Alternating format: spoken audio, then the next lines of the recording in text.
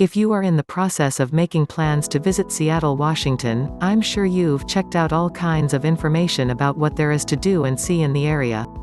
There are many things that make all of them must-do lists because they offer appeal to the greater population rather than things that would appeal to specific segments of population.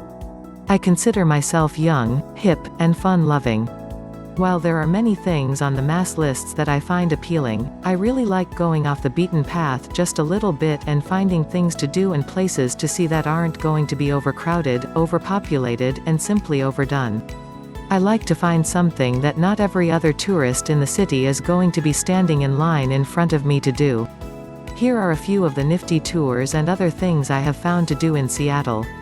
The first one on my list is the Private Eye on Seattle Murder and Mystery Tour. There are 3 tours offered: the Queen Anne Murder and Mystery Tour, the Capitol Hill Tour, which each cost $25 per person and lasts about 2.5 hours, and Haunted Happenings, which is also known as the Seattle Ghost Tour. This tour lasts about 3 hours and is also $25 per person. These are great for any fan of true crime or simply dusty old detective novels. They are not, however, tours I would recommend for the squeamish or faint of heart. I recommend any one of these tours or all of them if possible. They are a great way to spend your time while in Seattle. After a trip with Private Eye on Seattle, you simply must check out the Seattle Museum of the Mysteries, which is a museum dedicated to the study of paranormal sciences. This is the only museum of its kind in Washington state.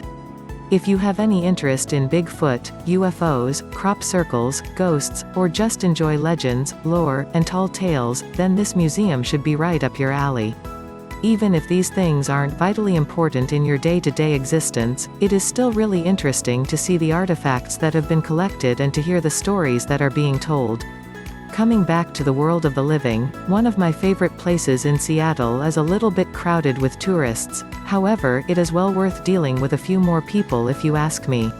That place would be Science Fiction Museum and Hall of Fame.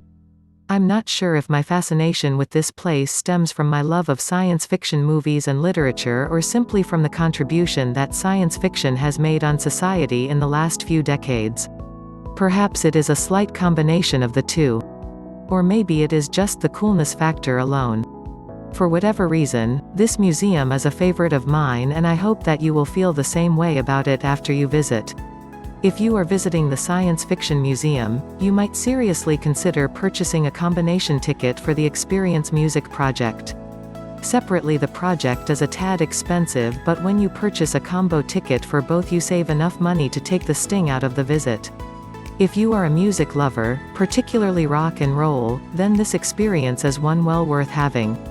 The price is somewhat prohibitive if you are visiting on a budget, but if you plan carefully you can manage savings in other areas that will make up for the cost.